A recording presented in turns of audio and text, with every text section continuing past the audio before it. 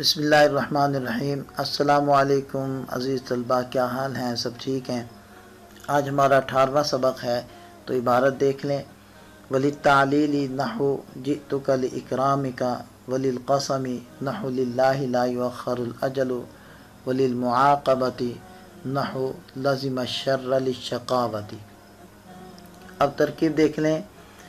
وہ عاطفہ لام حرف جر التعلیل مجرور، یہ بدستور ظرف مستقر ہو کر اللام مبتدائے محذوف کی خبر، مبتدا خبر جملہ اسمیہ خبریہ ہو گیا۔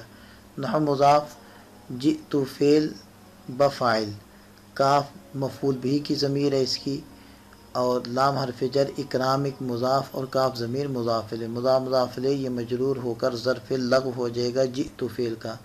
فعل فاعل مفعول بھی اور اپنے متعلق سے مل کر جملہ فعلیہ خبریہ ہو کر نحو کا مضاف الیہ بن کر مثالہ مبتدا محذوف کی خبر بن کر جملہ اسمیہ خبریہ ہو جائے گا۔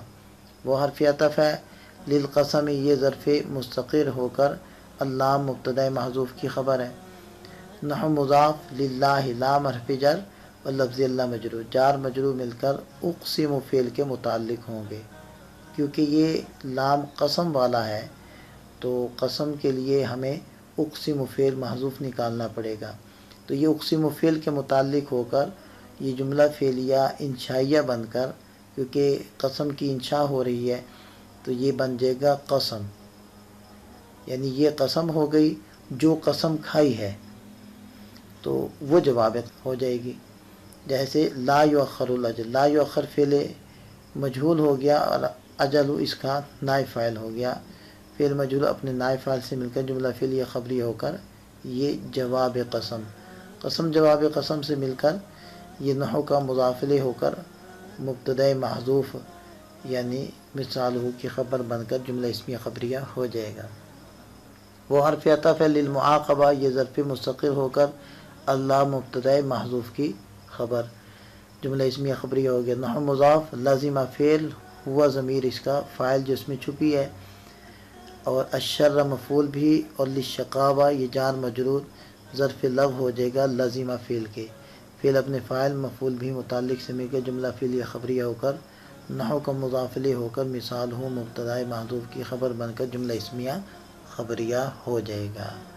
یہ ترکیب مکمل ہوئی۔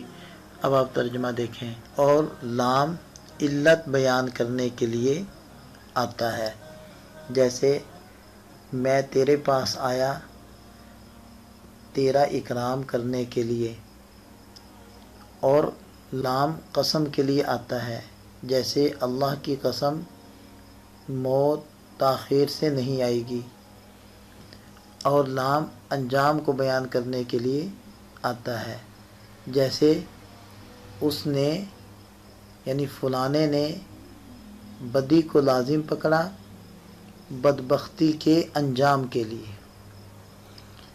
اس عبارت میں مصنف علیہ الرحمہ لام کے 3 معنی بیان کر رہے ہیں۔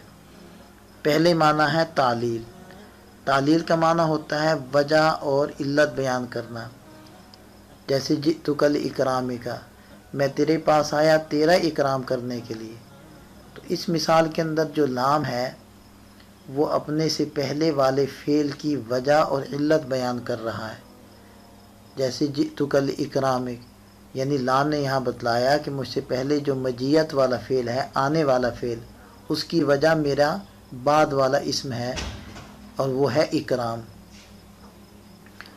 اور دوسرا معنی بیان کیا قسم، کہ لام قسم والے معنی بیان کرنے کے لیے بھی ہوتا ہے، جیسے للہ لا یؤخر الاجل، تو للہ کا معنی ہے اللہ کی قسم، اسی لیے ہم نے اس کا اقسم فعل محذوف نکالا تھا ترکیب میں، اور لا یؤخر الاجل یہ اس قسم کا جواب ہو گیا، یعنی قسم کھا کر جو بات آدمی کہنا چاہتا تھا وہ یہ ہے لا یؤخر الاجل، اسی وجہ سے ہم نے ترکیب میں اس کو بنایا تھا جواب قسم۔ اور تیسرا معنی ہے معاقبہ، یعنی انجام بتلانے کے لیے، جیسے لازم الشر للشقاوہ، اس نے یعنی فلانے نے بدی کو لازم پکڑا، لازم پکڑنے کا مطلب ہے یعنی بدی کے کاموں میں لگ گیا، بدبختی کے انجام کے لیے، یعنی اس کا انجام برا ہوا، کیا مطلب؟ یعنی شر اور بدی کرتے کرتے آخر بدبختی آ ہی گئی. تو یہ جو لام ہے یہ بتلا رہا ہے کہ مجھ سے پہلے والا جو فعل ہے اس کا انجام میرا بعد والا اسم ہے. اس کو کہتے ہیں لام للمعاقبہ. تو یہ آج کا سبق ہوا، اس کو خوب اچھی طریقے سے دہرا لیں. اللہ تعالیٰ ہم سب کا حامی و ناصر ہو. دعاؤں میں یاد رکھیے گا. السلام علیکم.